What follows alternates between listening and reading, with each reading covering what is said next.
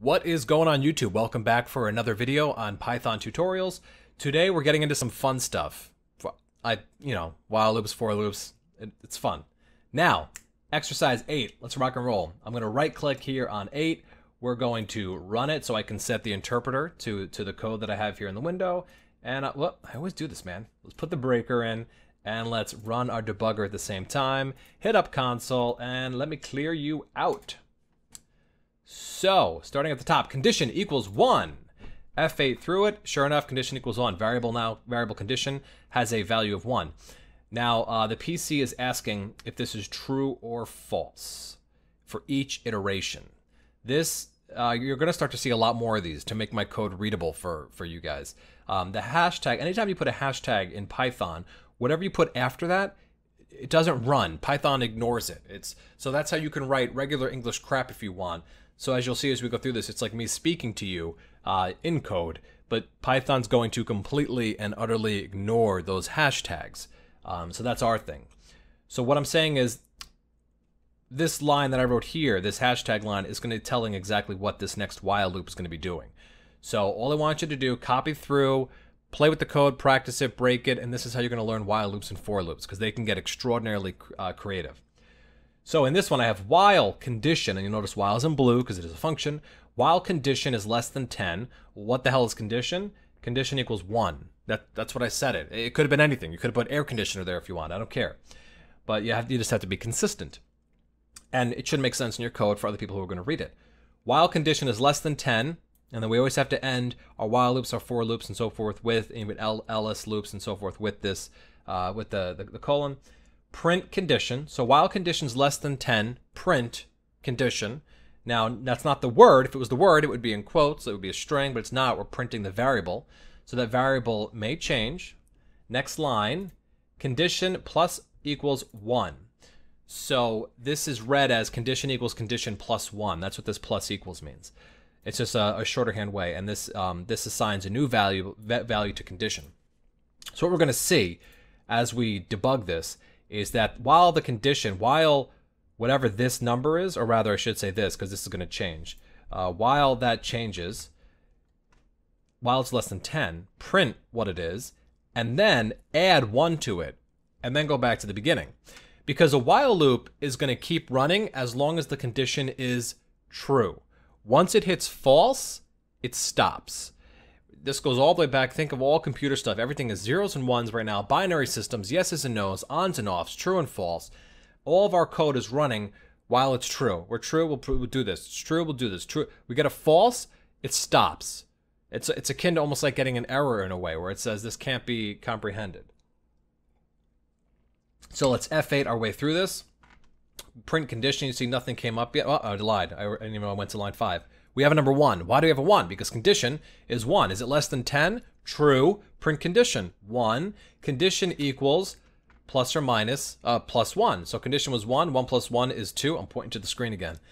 Condition equals 1. Condition now equals 2. Why? We already ran through the loop once. We added 1. Now we're going to go again. Print condition. So what do you think is going to show up here? 2.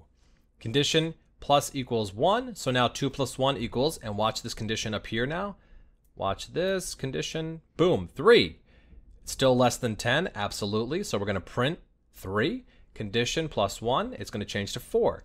And I'm going to keep doing this. 5, 6, 7, 8, 9 is less than 10. So we'll print 9. 10. Is 10 less than 10? No.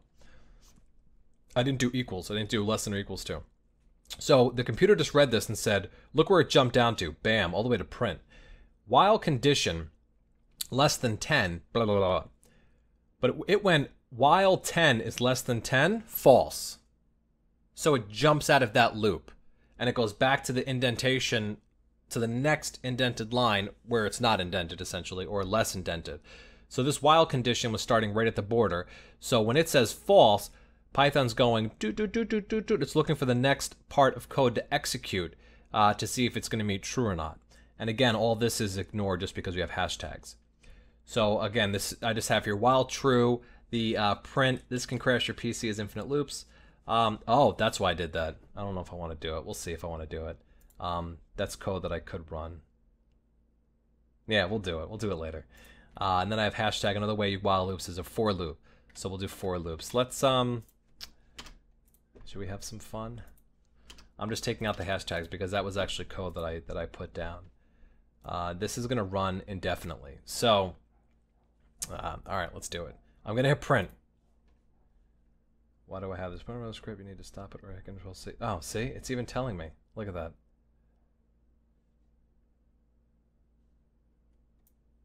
I'm going to get too many damn errors. So, what this would have done, I don't want that to be, where am I? Hashtag it. I don't want you. So this is what, look what's happening.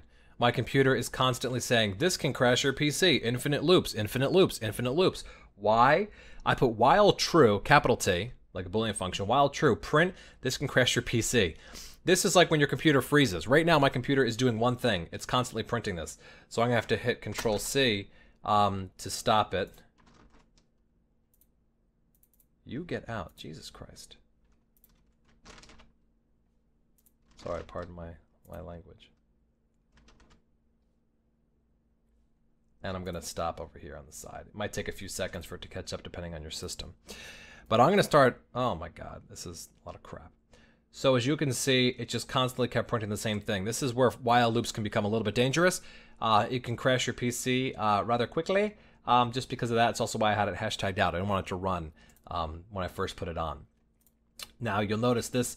The reason I got that error in the beginning was if you impatiently run the script, I was putting this as my own note for myself. But when I took out that hash mark, if is a reserved word for Python. So it was trying to run this as a function. That's why it's telling me here. It's telling me you got an error on line number 10, and ignore the caret there. But it's thinking that this is a function. It's telling me I did it wrong, and I did because I don't have a colon at the end because it's not a function. So when if you're gonna use a reserved word, you either have to hashtag it, and the system's not gonna see it or use it, or you got to use a different word or notation. And I'm gonna hashtag this because I don't want that running again. But again, that's how you can crash a system. Or put somebody in an infinite loop if you wanted to mess with somebody, which we'll use on one of our applications that we're going to be using. So back to debugging. I still have my breakpoint in. Sweet. I can clear this out. So all I did here is print a new line, list _1 equals, and then we have open bracket. I have a close bracket over here. I just created a list. Any numbers, doesn't matter what the numbers are. Now we have our variable. And it even tells me it's the class list, and then what the numbers are. Lists can be messed with, which we'll see. For, now we're doing for loops. For each item in list 1. This each item could have been anything. You could have put cars, doesn't make a difference. But for each item in list 1, so here's list 1. Each item is each of these individual integers. Print each item. So I'm going to F8. Each item, it says 5. So it prints 5. Why? For each item in, that was the first one. Print it. Changes to 7. Then we're going to change to 2. Then 33. And I should go down so you can see this. Whoops-a-daisy.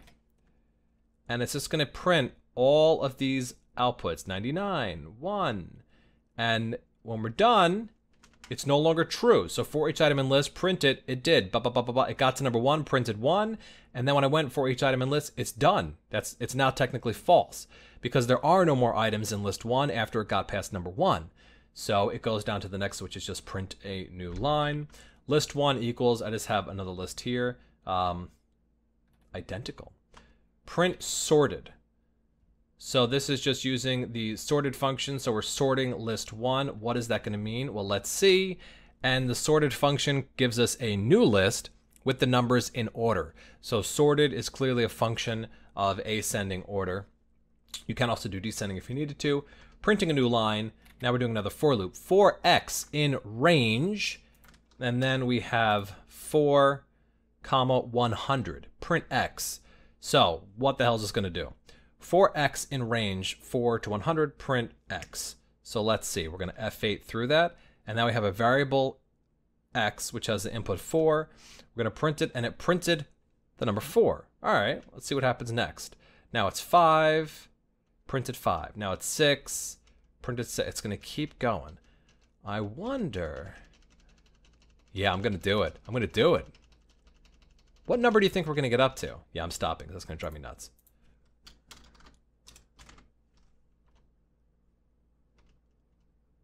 $29, printed 30, and now it's going to jump. Where do you think? Maybe line 26? No, it's going to keep going. It's going to keep going. It's going to keep going. It's going to keep going. Because it still has 100 within its variable set. So I'm going to do this. Can I clear that? I can clear that. And do this, and I'll reset you, and I will debug, and we will, oh, I want my console. 9, 10. Listing each item we did. I want my range, 99, 1. Printing each item, sorting it. Got a sorted list, love it. Now we're going to keep going. Range of 4 to 30. So it started at 4. So that was the first 4. The first that we have here is where you want to start. And the next is where you want it to end. So of course we did. So we printed. Oh, and you made this is a good example. So you're gonna we went to the next line, print n, right? And you may say, what the hell? It didn't print 30. It's up to, not including. So it went up to 30. So 29 is the last integer before we get to 30. It's not going to print 30. If you wanted to print that number, then you'd have to go 1 up. You may sit there and say, well, that's stupid. It's not, because there are 30 numbers on there from 4 to 29. But again, from indexing, Python indexes, it's a 0 index. So it's always kind of 1 lower than what you think you want. So if you want position 1000, you have to position as 99 because 0 counts as number 1. The index 0 counts as number 1. So that's all that did. If we wanted to do steps, so let's say I wanted to go to 100, but I wanted to do it in increments of 10, then it would do that. It would start at 4, and then it would go in increments of 10, 14, 24, up to 100. So then essentially when it got to 94, that would be the last number that it would print, because then the next one would be 104, and we're not going past 100 in this example. So for fun, I'll even leave it at 8 for when you guys get the code.